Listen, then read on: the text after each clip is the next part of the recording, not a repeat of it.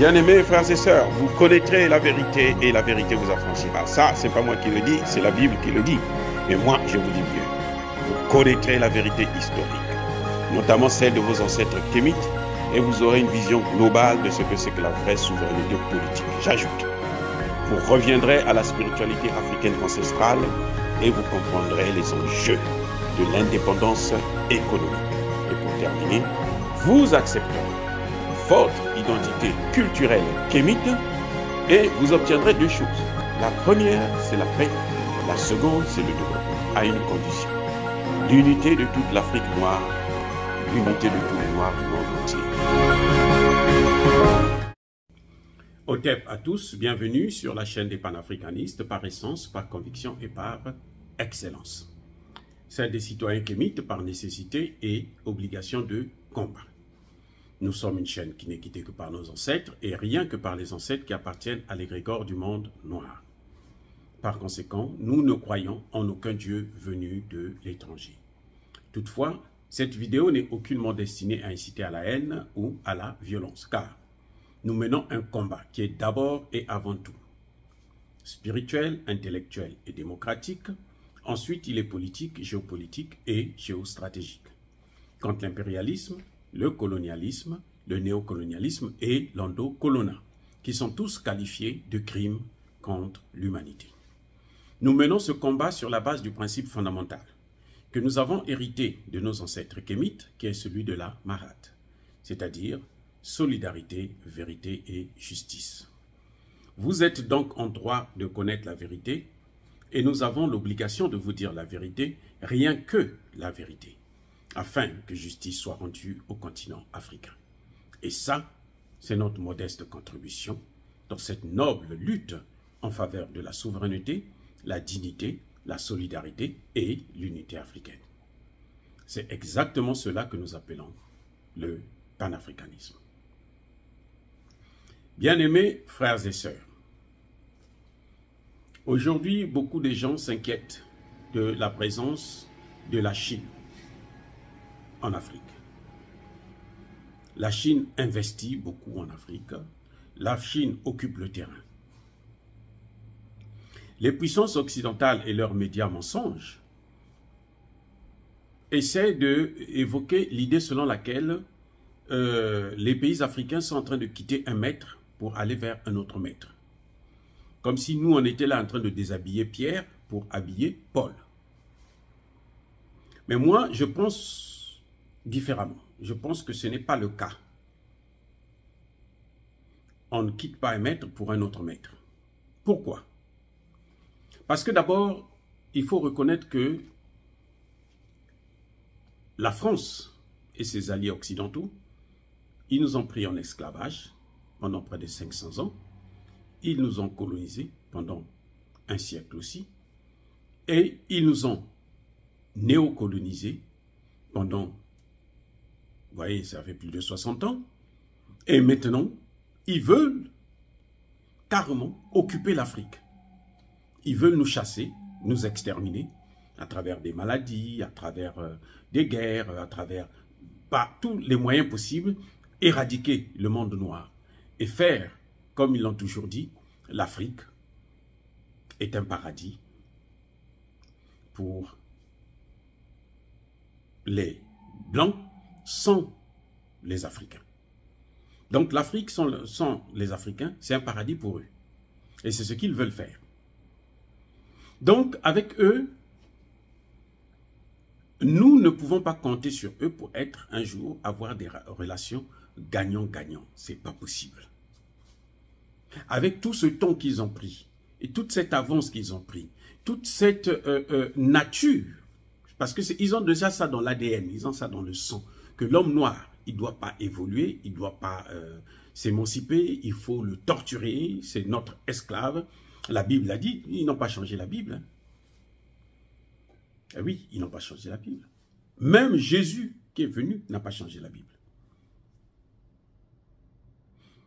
Donc, pour eux, ce complexe de supériorité, il est éternel. Mais ce n'est pas le cas avec la Chine. la Chine ne nous a jamais colonisés. C'est vrai, vous allez me dire que la Chine investit dans nos pays, elle se comporte exactement comme les Occidentaux. Hein. Ah oui, elle se comporte comme les Occidentaux. C'est-à-dire que vous trouvez des grands patrons chinois qui maltraitent les Africains chez eux en Afrique. Eh oui, ça c'est la vérité. Mais la Chine ne nous a jamais colonisés. Jamais. La Chine ne nous a pas pris en esclavage. De même pour la Russie. Ceux qui nous ont colonisés, ce sont les autres. Ça, c'est un élément. Le deuxième élément qui doit nous laisser réfléchir encore plus, c'est que les Chinois ne sont pas venus d'eux-mêmes, de force, pour venir chez nous, occuper, piller nos matières premières. C'est nous qui sommes allés vers les Chinois. Nous sommes allés chercher les Chinois. Venez. Nous, on a les matières premières ici. Venez, venez puiser. Ce n'est pas les Chinois qui sont venus d'eux-mêmes. Ce n'est pas les Russes qui sont venus d'eux-mêmes s'imposer. Non. Vous le voyez même avec le Mali. Lorsque le premier gouvernement de transition, quand Assimi Goïta était vice-président, celui de Mokhtar Ouane, qu'est-ce qui s'est passé? La Russie a refusé de livrer des armes tant que le président de la République ne signe pas. Eh oui, la Russie a refusé. C'est quand Assimi Goïta est arrivé au pouvoir que lui-même il a donné son accord. Il était président, il a donné son accord et puis ils ont commencé à nous livrer les armes. Donc c'est le cas avec la Chine. C'est-à-dire que ce n'est pas les Chinois qui sont venus s'installer de force comme les Occidentaux l'ont fait. Ils sont venus avec des armes et ils nous ont donné les Bibles pour qu'on puisse lire les Bibles. Et maintenant, eux, ils nous prennent nos matières premières. Ils nous obligent à prier à longueur de journée. Aujourd'hui, vous avez dans un pays comme le Congo démocratique, vous avez plus de 85 000 églises. 85 000 églises. Regardez, c'est parmi les pays les plus pauvres, alors que c'est un pays riche et très riche. Donc, on ne peut pas faire la comparaison. Il n'y a pas photo. On n'a même pas le droit de faire cette comparaison. Ce qui est encore plus important, c'est que la Chine ne s'ingère pas dans nos affaires politiques. En tout cas, jusqu'à maintenant, jusqu'à preuve de contraire. La Chine ne nous dit pas que non, bon écoutez, nous celui qu'on veut comme président c'est X ou c'est Y. Les Chinois ils vous regardent, vous choisissez votre président, vous décidez par coup d'État, par je ne sais pas comment, et eux ils sont là, ils disent ah ok, c'est lui le président, bon on va travailler avec lui. Ils ne vous disent pas que non, Assimi Goïta, après 2 ans là, il faut qu'il parte. Non. Si les Maliens veulent qu'il reste là, qu'il y ait élection, qu'il n'y ait pas élection, c'est votre problème. Nous, on vient pour travailler avec vous. Pas d'ingérence dans vos affaires politiques. Ça, c'est la Chine. Vous voyez bien la différence. Et il y a encore un autre élément qui est très fondamental dans nos relations avec la Chine. C'est notre propre responsabilité. Comment nous recevons les Chinois et quels sont les accords que nous signons avec eux? Les Chinois ne nous obligent pas à travailler avec d'une certaine manière.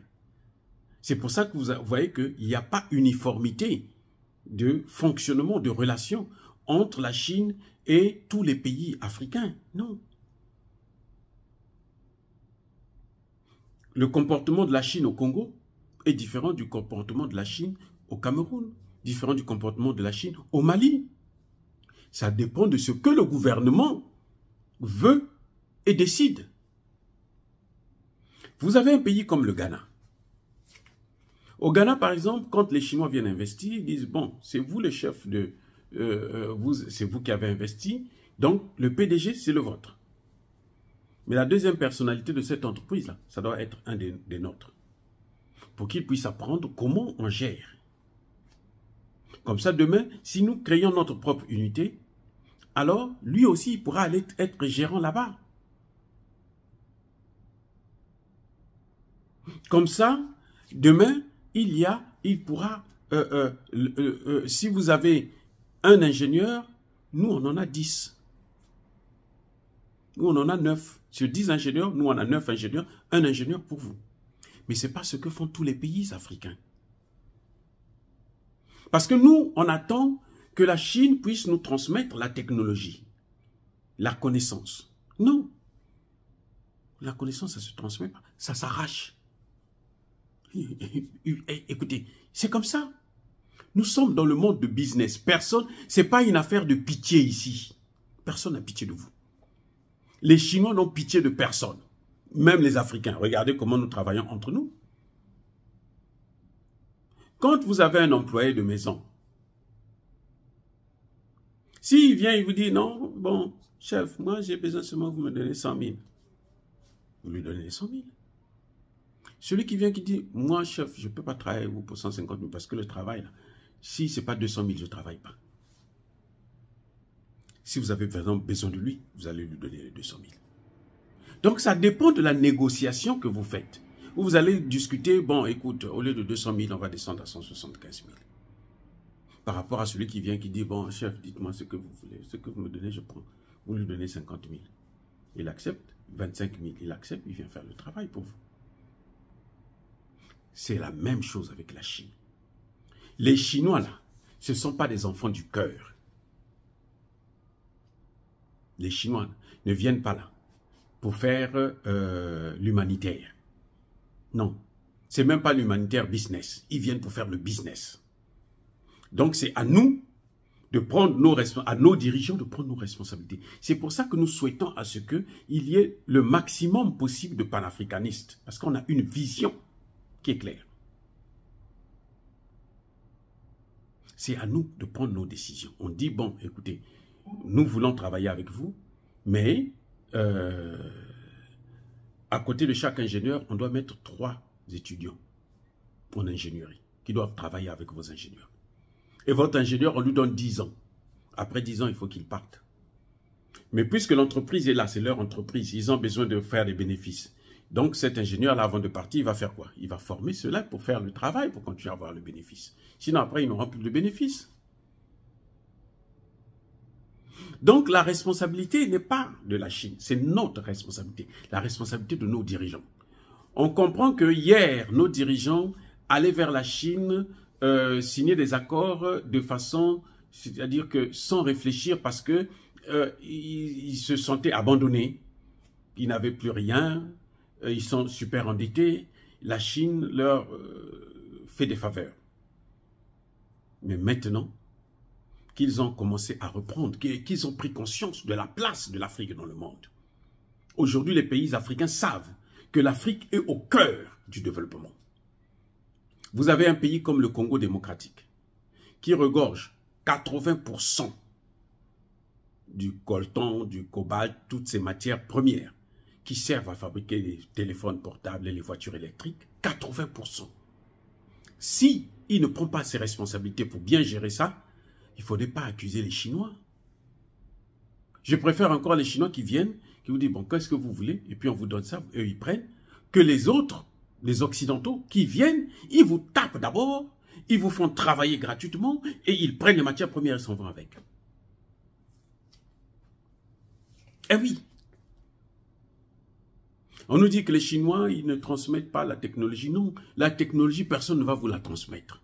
Il faut l'arracher. Il faut l'arracher par des lois.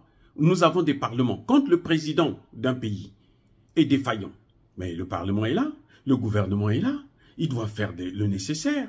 Le Parlement, c'est le contre-pied de l'exécutif. Donc c'est à eux de légiférer, de prendre des lois pour que l'exécutif puisse exécuter. Mais nous avons des parlementaires qui dorment. Vous les voyez là à l'Assemblée. Je vous ai montré les photos la dernière fois. Au Congo démocratique. Ils sont payés 21 000 $. Ils dorment là. C'est malheureux. C'est malheureux. Donc, vous voyez, nous ne sommes pas dans déshabiller Pierre pour habiller Paul. Non. C'est complètement différent. Le contexte, il est différent. Les circonstances sont différentes. Maintenant, c'est aux Africains de prendre leurs responsabilités afin de tirer le maximum de profit dans leur relation avec la Russie ou avec la Chine. Dire cela, c'est inciter à la haine ou à la violence? Non. Yabakole Hervé, Yamalem. Encore une fois, je persiste et je signe. Soyez bénis, abondamment bénis par le Dieu des Kémites. Mais que tous ceux qui persécutent le continent africain, tous ceux qui le pillent et ceux qui le ruinent, qu'ils soient noirs ou blancs, que nos ancêtres angélisés et le Dieu des Kémites puissent les punir, les maudire, les neutraliser, les effacer, les rayer, les neutraliser. Et vive l'Afrique éternelle. J'ai dit et j'assume.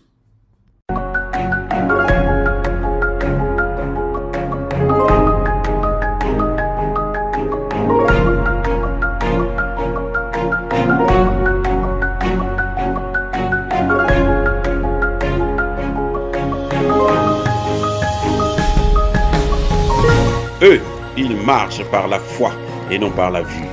Mais moi, je vous conseille vivement de marcher par la connaissance scientifique et historique, notamment celle de nos ancêtres kémites, par les 5 sens et par l'intelligence. À vous, à Pierre.